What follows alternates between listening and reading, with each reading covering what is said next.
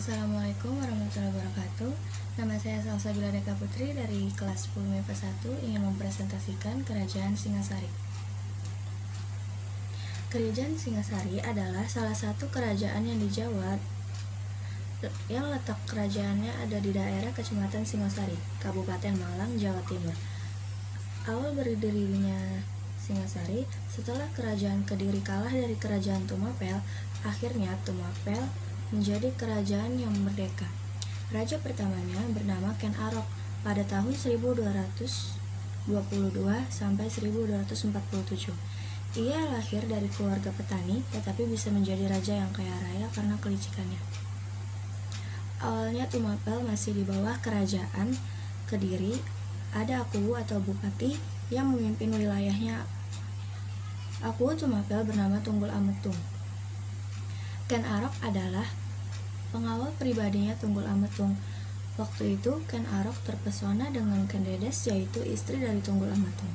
Ken Arok mendapat bisikan dari seorang pendeta Loh Gawe, siapa yang berhasil memperistrikan Dedes akan menjadi raja besar. Ken Arok pun bertekad membunuh Tunggul Ametung. Untuk memperlancar aksinya, ia memesan sebuah keris ke Empu Gandring, pembuat keris yang paling ampuh di Lulumbang. Datanglah Ken Arok menemui Empu Gandring. Ken Arok meminta kerisnya selesai dalam 5 bulan saja, sedangkan Empu Gandring tidak sanggup dan meminta waktu dalam 1 tahun. Setelah 5 bulan, sesudah pertemuan mereka, Ken Arok kembali ke Lulumbang untuk mengambil keris pesanannya. Karena belum selesai, Empu Gandring menolak untuk mengasih keris itu. Ken Arok pun merebut keris itu dan menikam Empu Gandring. Sebelum meninggalnya Empu Gandring, mengutuk bahwa Ken Arok dan 7 turunannya akan meninggal karena keris itu. Suatu malam, Ken Arok menikam Tunggul Ametung yang tertidur dan meninggalkan keris itu di dadanya. Ken Arok akhirnya memberi istri Ken Dedes, istri Tunggul Ametung yang cantik jelita. Akhirnya Ken Arok menjadi Aku Tumapel. Setelah Ken Arok menjadi Aku Tumapel, ia mengalahkan Raja Kertajaya dari Kerajaan Kediri dan membangun kerajaan yang bernama Singasari dengan mempersatukan wilayah Kerajaan Kediri dan Tumapel, dan jadilah Ken Arok raja pertama di Kerajaan Singasari. Menurut Kitab Kertagama, letak kerajaan ini sekitar Malang.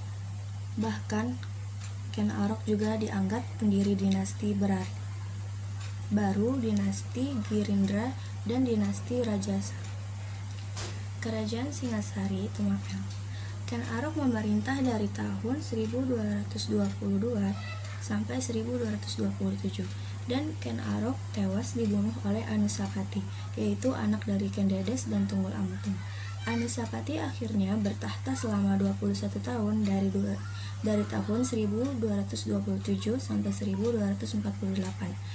Ternyata berita kematian Ken Arok terdengar oleh Tohjaya dari istri Ken Arok yang lainnya.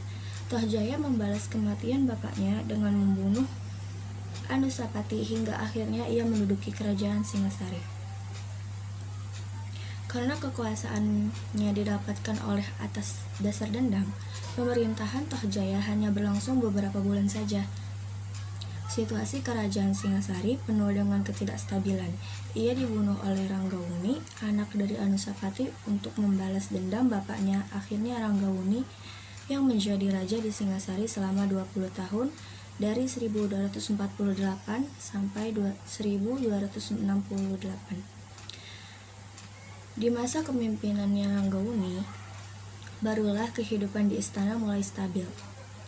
Penguasa di Singasari setelah Ranggawuni adalah Sri Maharaja Kertanegara yang memerintah dari tahun 1268 sampai 1292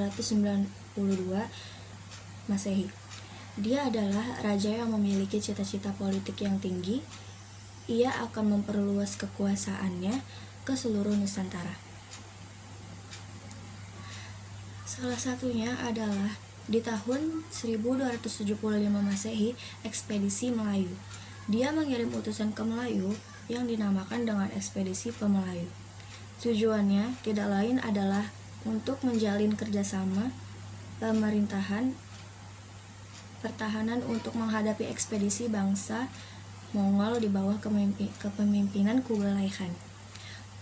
Kubilai Khan sendiri berapa kali mengirim utusan ke Singasari, tapi Kertanegara tidak mau tunduk begitu saja. Bahkan dia pernah memotong telinga salah satu seorang utusan Kubilai Khan. Akhirnya Kubilai Khan marah besar dan mengirim armadanya untuk menghukum Kertanegara. Keruntuhan Kerajaan Singasari. Tetapi sejarah berkata lain. Justru sebelum pasukan Mongol datang, Raja Kertanegara tewas terbunuh oleh Jayakatwang, keturunan dari Raja Kediri. Jayakatwang ingin memulihkan kerajaan Kediri. Strategi yang dipakai Jayakatwang strategi untuk mengecoh. Jadi, Jayakatwang mengirim utusan kecil untuk menyerang Singasari dari daerah utara. Hingga saja Kertanegara terkecoh. Ia mengira bahwa itu pasukan Jayakatwang.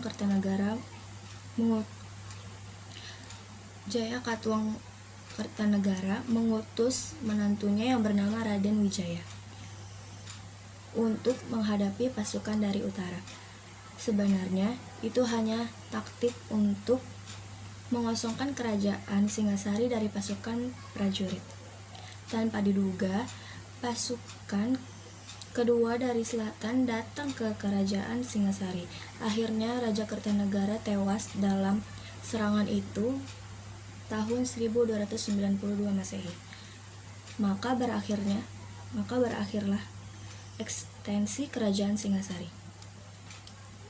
Seiring jalannya waktu, Raden Wijaya meminta maaf dan ingin mengabdi ke Jayakatwang atas saran Wiraraja, tokoh pemimpin di Madura. Jayakatwang akhirnya memberikan hadiah sebidang tanah, yaitu hutan tarik, sebuah wilayah yang sangat subur. Di tempat itu, Raden Wijaya membangunkan sebuah desa yang bernama Majapahit. Berikut peninggalan kerajaan Singasari. Candi Singasari. Candi Singasari terletak di Singasari, Kabupaten Malang, yaitu di lembah antara Gunung Arjuna dan Pegunungan Tengger dalam negara Kertagama dan Prestasi Gajah Mada. Disebutkan bahwa candi ini merupakan kediaman terakhir dari Raja Kertanegara. Yang kedua, Candi Jago. Candi Jago merupakan peninggalan kerajaan Singasari yang bentuknya unik karena susunannya dan berupa teras punden berundak yang bagian atasnya hanya tersisa sebagian.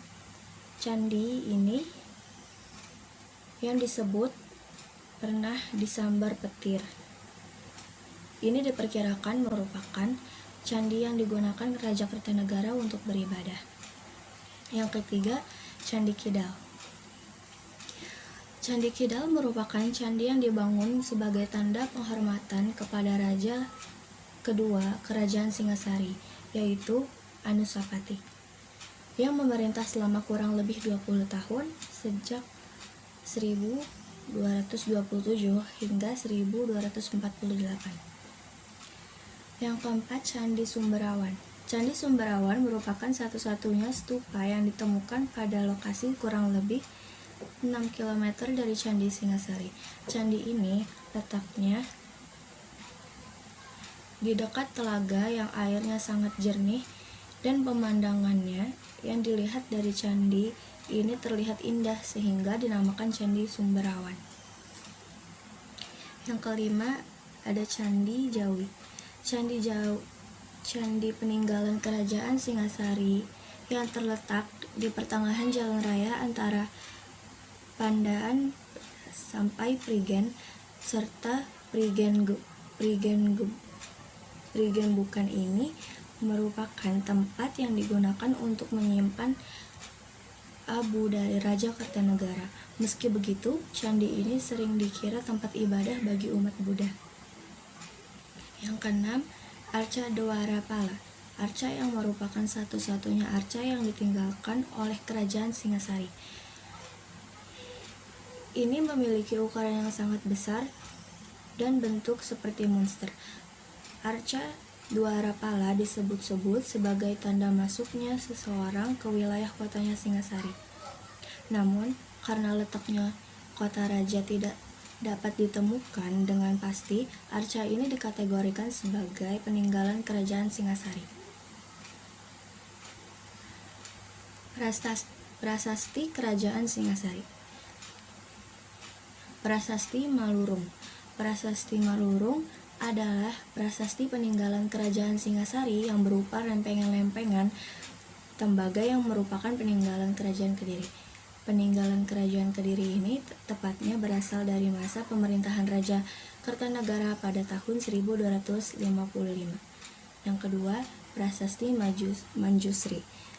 Prasasti Manjusri adalah salah satu prasasti peninggalan kerajaan Singasari yang berupa manuskrip kuno berupa pahatan. Pahatan ini berada di belakang arca Manjusri. Prasasti Manjusri ini memiliki catatan tanggal 1343 dan pada mulanya ditemukan di sekitar reruntuhan Candi Jago. Yang ketiga, Prasasti Singasari. Dari namanya saja tentu kita sudah jelas bahwa ini adalah prasasti kerajaan Singasari. Prasasti Singasari ini ditemukan di daerah Singasari, Malang, Jawa Timur. Prasasti Singasari ini memiliki catatan tanggal 1351 Masehi. Prasasti Singasari ditulis menggunakan aksara Jawa dan saat ini disimpan di Museum Gajah. Yang keempat, Prasasti Wurare. Prasasti Kerajaan Singasari selanjutnya adalah Prasasti Wurare. Prasasti Wurare disebut untuk memperingati penobatan arca Mahaksopya di sebuah tempat yang bernama Wurare. Manuskrip yang ada pada Prasasti Wurare bertuliskan 1289 Masehi dan dipahat pada arca yang melambangkan penghormatan pada Raja Kertanegara. Sekian, wassalamualaikum warahmatullahi wabarakatuh.